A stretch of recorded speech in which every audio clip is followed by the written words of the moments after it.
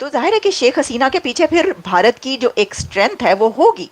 Sheikh Hasina returns would be just like mummy returns. शायद कोई एक अदृश्य फोर्स थी जो चाहती थी कि शेख हसीना गवर्नमेंट में आए, क्योंकि उनको वो ये जानते हैं कि जो कुछ उन्होंने शेख हसीना को आउट करने के लिए वहां पर किया है तो वो तो उसका बदला चुन चुन के लेंगी और फिर कौन कौन लोगों को और फांसियां होंगी। इसके अंदर एक और चीज भी है, क्योंकि वो मौजूद हैं भारत में, तो देखिए भारत के अंदर मौजूद है तो भारत भी अब अपनी स्ट्रेटजी बना चुका होगा। भारत के सबसे पक्के दोस्त इसराइल ने बांग्लादेश की कट्टरता को पूरी दुनिया के सामने एक्सपोज करके रख दिया है। अगर इसराइल बात करता है हिंदुओं के बारे में या इंडिया के बारे में तो वो एलाई हैं उनके। शेख हसीना बांग्लादेश वापस जाएंगी, तो जो वहां पर सेंटीमेंट नजर आ रहा था वो शेख हसीना और उनकी फैमिली के लिए बहुत शॉकिंग था। तो उस वक्त शायद गुस्से में आकर भी, इमोशंस में आकर भी उन्होंने कहा कि बस अब ठीक है, ये एहसान फरामोश कौम है तो वापस कभी भी नहीं जाएंगी शेख हसीना। ये क्या किया, साउथ एशिया का अगर एक इंडिया के बाद कोई एक कंट्री पनप रहा था, फूल रहा था और उसकी तरक्की हो रही थी तो उसको भी आग लगा दी गई। इस वजह से लोगों में कम गुस्सा है, वरना बहुत सारे लोग ऐसे हैं जिनका शेख हसीना के साथ कोई पर्सनल जो है वो कोई नहीं है हमदर्दी, लेकिन वो देख रहे हैं, समझबूझ वाले लोग कह रहे हैं कि ये क्या किया। Sheikh Hasina returns would be just like mummy returns for other parties. वहाँ पर जो दूसरी पॉलिटिकल पार्टीज हैं उनके लिए शेख हसीना का रिटर्न एक मम्मी रिटर्न जैसा सिचुएशन होगी, क्योंकि उनको वो ये जानते हैं कि जो कुछ उन्होंने शेख हसीना को आउट करने के लिए वहाँ पर किया है तो वो तो उसका बदला चुन चुन के लेंगी और फिर कौन कौन लोगों को और फांसियां होंगी। इसके अंदर एक और चीज़ भी है कि क्या, क्योंकि वो मौजूद हैं भारत में, तो देखिए भारत के अंदर मौजूद हैं तो भारत भी अब अपनी स्ट्रेटजी बना चुका होगा। भारतीय हुकूमत ने अपनी स्ट्रेटजी, अपनी हिकमत अमली बना ली अब, ठीक है जी। तो उनकी स्ट्रेटजी अब क्या है ये भी तो देखना है ना। क्या जो शेख हसीना है वो इस वजह से कह रही हैं कि उन्होंने कहा है वहां पर कि जी मैं वापस जाऊंगी, इंडियन गवर्नमेंट को उन्होंने कहा होगा, वहां पे जो अथॉरिटीज है उनसे कहा होगा कि मैं वापस जाना चाहती हूँ या मैं वापस जाऊंगी, या भारत इस तरह देख रहा है कि ऐसे जो है वो मैदान छोड़ के नहीं जाया जा सकता। ऐसे क्यों मैदान छोड़ के भाग रहे हैं आप, ठीक है जी। तो अगर आप लड़ना चाहते हैं तो आपकी मर्जी है, ठीक है, आप जाएं और इलेक्शन लड़ें। तो अगर ऐसा है तो जाहिर है कि शेख हसीना के पीछे फिर भारत की जो एक स्ट्रेंथ है वो होगी। देखें जितने बड़े बड़े प्रोजेक्ट्स चल रहे हैं, अब देखें ना, ऐसे बहुत सारे प्रोजेक्ट्स हुए, एग्रीमेंट्स हुए, तो उसका पैसा इंडिया ने बांग्लादेश को दिया होगा ना।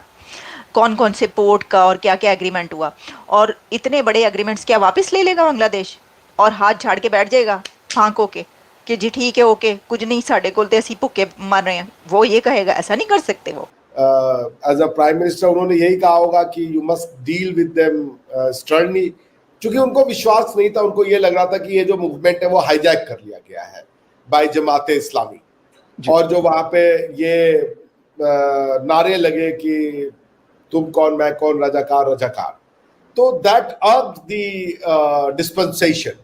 क्योंकि जो शेख हसीना साहिबा हैं, जो एक्स प्राइम मिनिस्टर थी, उनका जो इतिहास रहा है रजाकारों के साथ वो काफी खराब रहा है। उनके पूरे परिवार को मार दिया गया था बांग्लादेश में, वो बच गई क्योंकि वो जर्मनी में थी, वो बांग्लादेश में नहीं थी उस समय।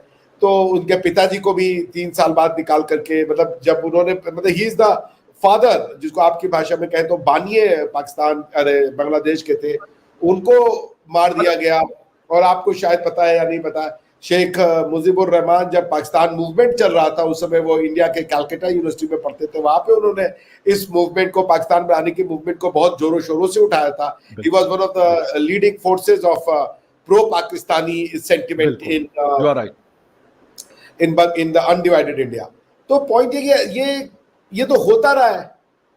मतलब शेख मुजीबुर रहमान ने क्या किया था कि उनको मार दिया गया, ठीक है ना, वो तो 3 साल के अंदर ही मारा उन्होंने पाकिस्तान, अरे 75 में 1975।